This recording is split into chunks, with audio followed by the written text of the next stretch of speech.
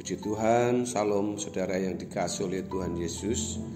Hari ini kita kembali dalam renungan Betani Kebumen.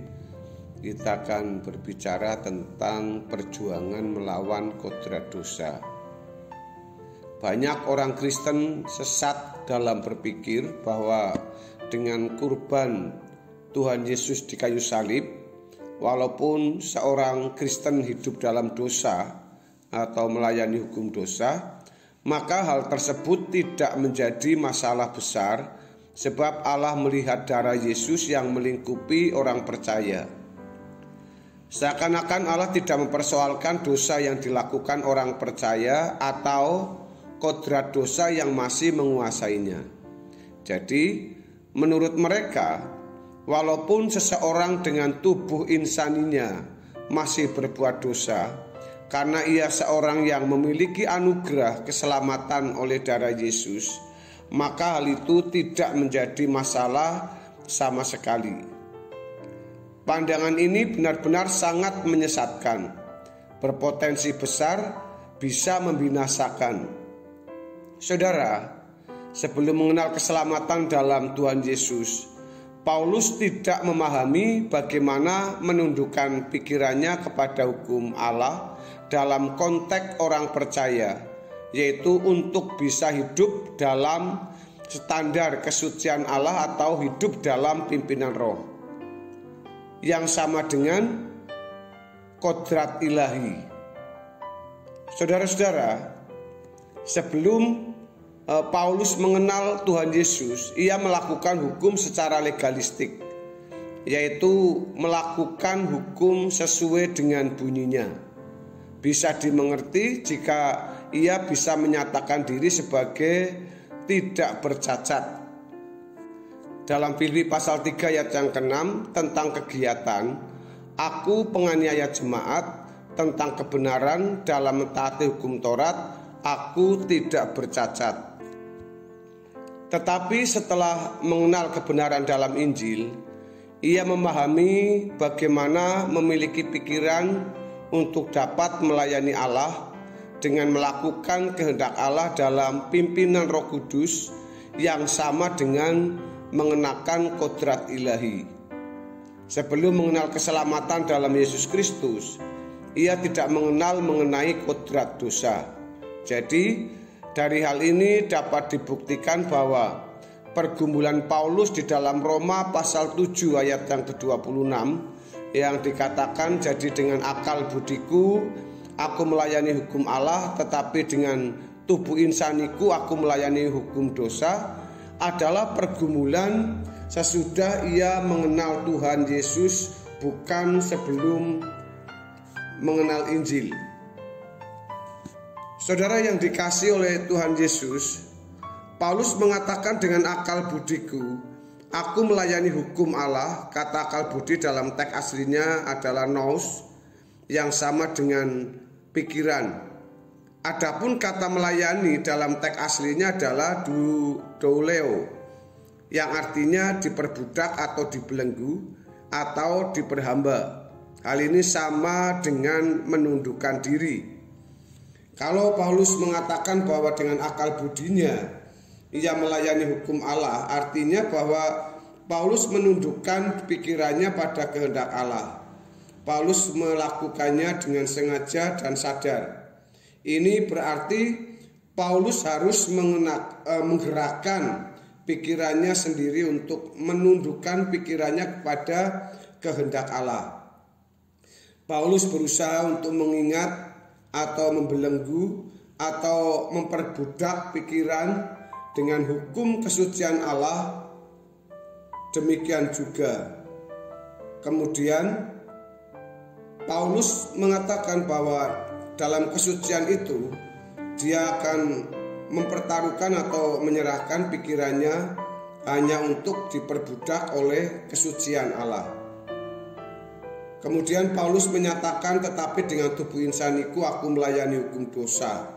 Tubuh insani dalam teks aslinya adalah sark, yang menunjukkan kepada daging yang memuat kodrat dosa, yang dalam teks aslinya adalah nomo hamartias.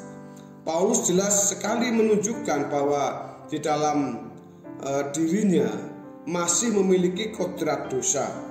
Tetapi ini bukan berarti Paulus sengaja menundukkan diri kepada kehendak dosa atau kodrat dosa di dalam dirinya tersebut. Kalimat ini sangat penting untuk diperhatikan.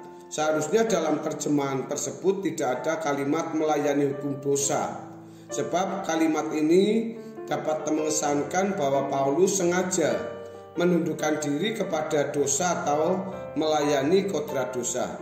Dalam teks ini, saudara, Paulus ingin mengajarkan kepada kita bahwa kita sebagai orang-orang percaya harus memiliki penundukan diri, bukan kepada dosa, tapi penundukan diri kepada kodrat ilahi. Kalau kalimat di dalam pasal 7 ayat yang ke-26 dibagi dalam dua bagian, maka bagian pertama akan berbunyi, jadi dengan akal budiku aku melayani hukum Allah. Adapun kalimat berikutnya adalah, tetapi dengan tubuh insaniku aku melayani hukum dosa.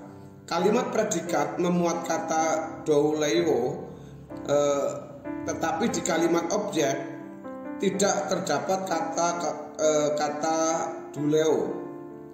Memang kata duleo ini bisa digunakan dalam dua kalimat tersebut, tetapi kita harus berhati-hati agar jangan menimbulkan kesan seakan-akan Paulus dengan sengaja menundukkan diri kepada dosa untuk menuruti atau melayani kodrat dosa, dan hal itu dipandang bukan masalah sama sekali.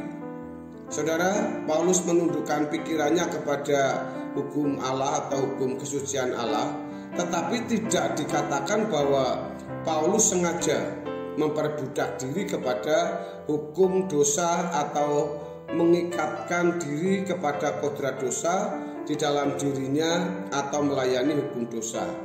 Ada dua kalimat penting dalam ayat tersebut, yaitu ego tomen, yang artinya aku sendiri dengan sungguh-sungguh. Supaya tidak salah mengerti yang dimaksud Paulus dalam Roma 7 ayat yang ke-26, maka mestinya ayat ini diterjemahkan, aku sendiri dengan sungguh-sungguh menundukkan pikiranku kepada hukum Allah atau kesucian atau kehendak Allah, sementara aku masih tinggal dalam tubuh yang ada dalam kodrat dosa. Kalimat ego tomen hanya ada di kalimat pertama. Kalimat ini, saudara, yang dikatakan aku sendiri dengan sungguh-sungguh, tidak ada atau tidak dimiliki oleh kalimat kedua. Hal ini mengisyaratkan bahwa hal melayani hukum dosa bukanlah tindakan yang sengaja dilakukan. Memang faktanya kadang-kadang masih terjadi tindakan yang menurut kodrat dosa, tetapi Paulus tidak sungguh-sungguh mau melakukan. Kalimat tetapi dengan tubuh insaniku aku melayani hukum dosa harus dimengerti bahwa sementara pikiran Paulus ditundukkan kepada hukum Allah, tetapi sementara ia juga sadar bahwa ia masih ada dalam daging yang memiliki godaan melawan kehendak Allah, atau ia masih ada dalam kodrat dosa. Jadi saudara yang dikasihi oleh Tuhan Yesus, di dalam Roma pasal 7 ayat yang ke-26 memuat pengertian bahwa sementara orang percaya berusaha untuk melakukan kehendak Allah, sementara itu pula tubuh insani masih ada dalam kodrat dosa.